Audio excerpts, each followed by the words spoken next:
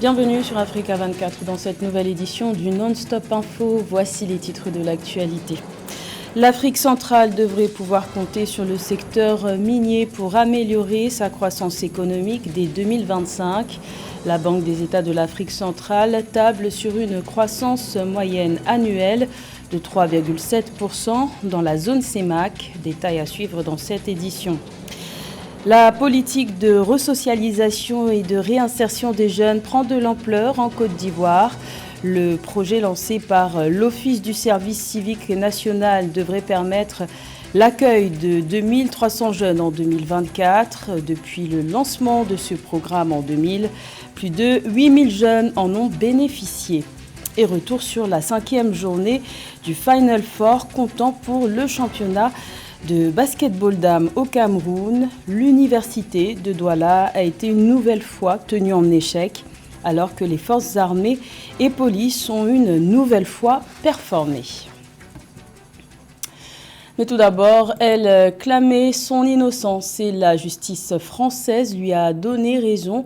Pascaline Bongo, la sœur aînée de l'ex-président Ali Bongo Ondimba, a été relaxée ce lundi 22 avril lors de son procès pour soupçon de corruption passive d'agents publics étrangers. Les faits reprochés remontent au début des années 2010 et impliquaient la société d'ingénierie française EJ.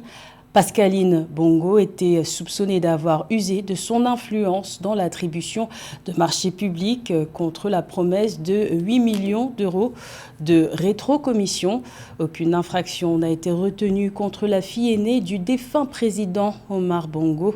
Tous les accusés impliqués à ses côtés dans cette affaire ont été relaxés. Quel avenir pour l'Union du Maghreb arabe? Les dirigeants de la Tunisie, de l'Algérie et de la Libye étaient réunis ce lundi 22 avril à Tunis pour aborder la question de la reconfiguration du Maghreb. Le Maroc et la Mauritanie, pourtant membres de l'UMA, n'ont pas été associés à cette initiative qui a pour but de repenser cette organisation sous-régionale à l'agonie. Plus de détails avec Nathalie Moho. Le débat sur la reconfiguration du Maghreb est au menu d'un sommet tripartite Tunisie, Algérie, Libye qu'accueille la capitale tunisienne Tunis le 22 avril 2024. Les présidents algériens Abdelmadjid Tebboune, tunisien Kais Saed et le président du conseil présidentiel libyen Mohamed Younes El Menfi envisagent une nouvelle alliance sans le Maroc et la Mauritanie. Pour les trois pays, une réaction est nécessaire face à la volonté affichée des deux États exclus de la rencontre d'adhérer à la communauté économique des États d'Afrique de l'Ouest.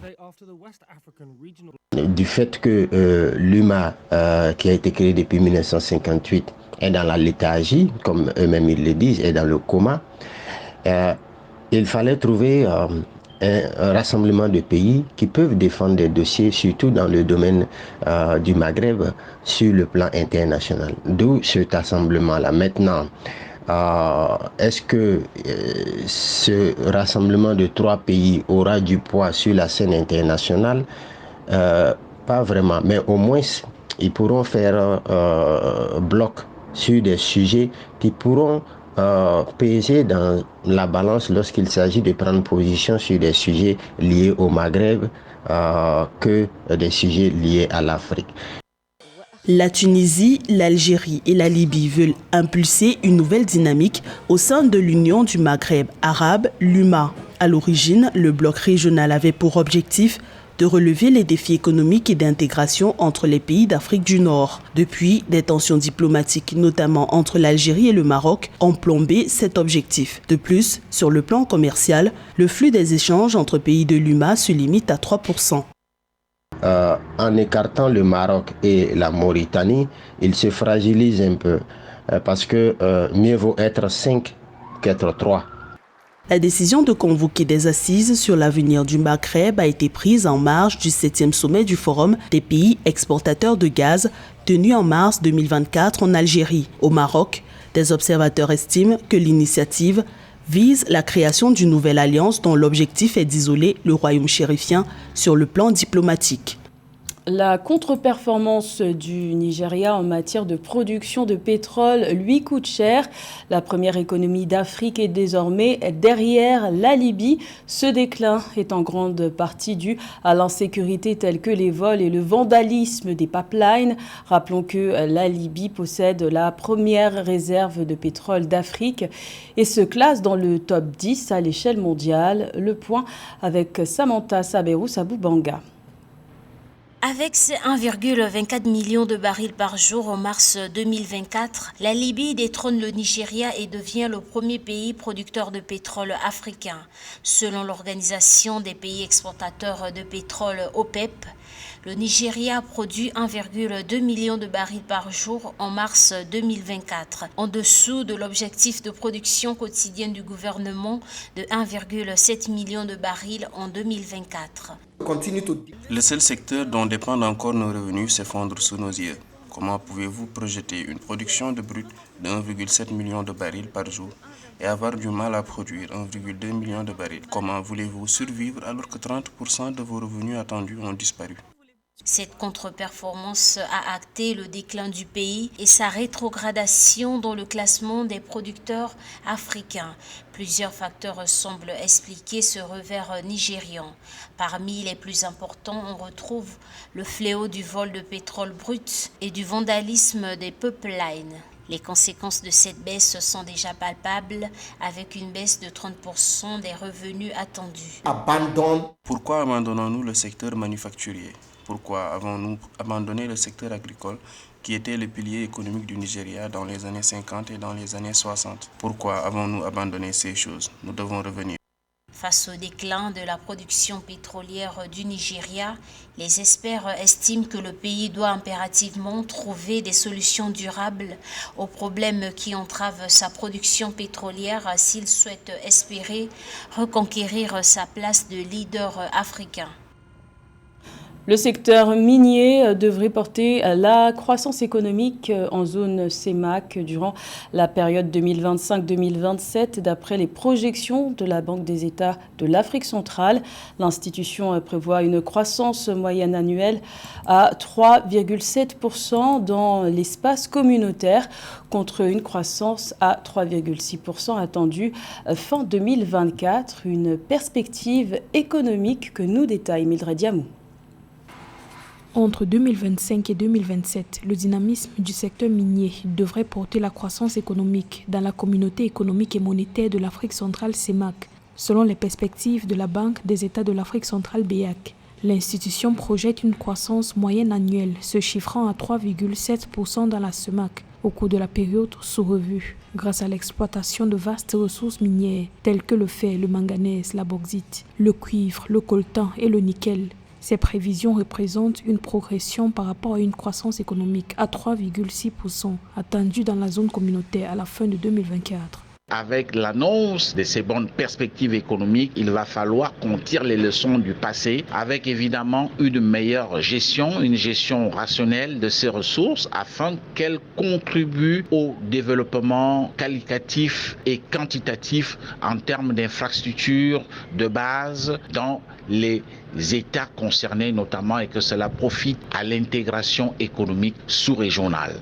La croissance économique en zone CEMAC sur la période 2025-2027 sera soutenue par 5 projets d'exploitation du minerai de fer en cours au Gabon et au Cameroun notamment, selon la BEAC. Il s'agit des projets d'exploitation des gisements de fer de Lobé à Kribi, Grand Zambi et Mbalam au Cameroun, ainsi que les gisements de fer de Belinga et de Banyaka au Gabon, qui devraient entrer en production d'ici fin 2024. La BEAC note également d'importants projets gaziers en vue au Gabon, au Cameroun et au Congo, avec la stratégie de diversification des fournisseurs de gaz entamée par l'Europe. Il ne faut pas oublier le volet de l'employabilité des jeunes, mais aussi la relance de l'agriculture pour davantage réduire à une portion congrue la dépendance vis-à-vis de l'extérieur en termes d'importation des produits de première nécessité. Face au choc économique externe, les pays de la CEMAC souhaitent tirer profit de leur potentiel minier pour assurer leur croissance économique à moyen et long terme.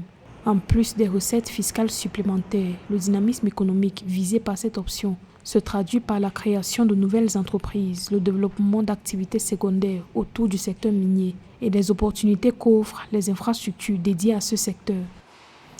C'est une initiative qui s'inscrit dans le cadre de l'insertion professionnelle et de la lutte contre la délinquance juvénile en Côte d'Ivoire. L'Office du service civique national a annoncé l'accueil de 2300 jeunes dans les centres de service civique en 2024. Il s'agit d'un important projet social pour la Côte d'Ivoire, pays dans lequel 75% de la population totale a moins de 35 ans. Les précisions de Philippe Acquois.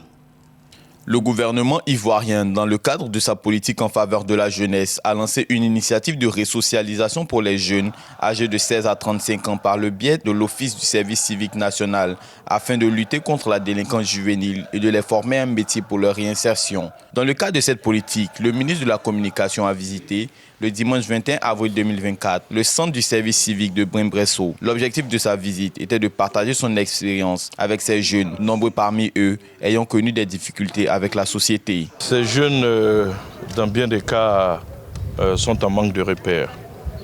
Il est donc important qu'ils puissent avoir des repères et c'est en cela que je salue cette initiative du ministre de la Promotion de la Jeunesse et de la promotion de la jeunesse, de l'insertion professionnelle du service civique, quant à venir échanger avec eux pour qu'ils aient des repères, pour qu'ils sachent qu'on peut réussir dans la vie à force de travail, à force de persévérance. Dans le cadre de la politique gouvernementale ivoirienne de la jeunesse, plusieurs mécanismes de financement ont été mis en place afin de permettre aux jeunes d'entreprendre et de bénéficier de financements allant de 200 000 francs à 50 milliards de francs CFA. Le président de la République, dans sa politique d'accompagnement de la jeunesse, a permis la mise en place d'une stratégie pour la jeunesse, donc le PJGOUV, le programme jeunesse du gouvernement, et qui prévoit une pléthore de mécanismes pour accompagner les jeunes, depuis la formation jusqu'au financement de leurs activités ou même à leur installation. Depuis son lancement en 2020, le programme de resocialisation des jeunes a déjà accueilli plus de 8000 jeunes. Pour la rentrée 2024, l'Office du service civique national a accueilli 2300 jeunes dans les centres de service civique. Parmi eux, 400 sont affectés à Brimbresso. Cette formation se déroulera sur une période de 2 mois. Gros plan à présent sur le championnat de basketball dames au Cameroun. La 5e journée du Final Four a été peu fructueuse pour l'université de Douala qui a essuyé un nouvel échec face à Daniel Battiston.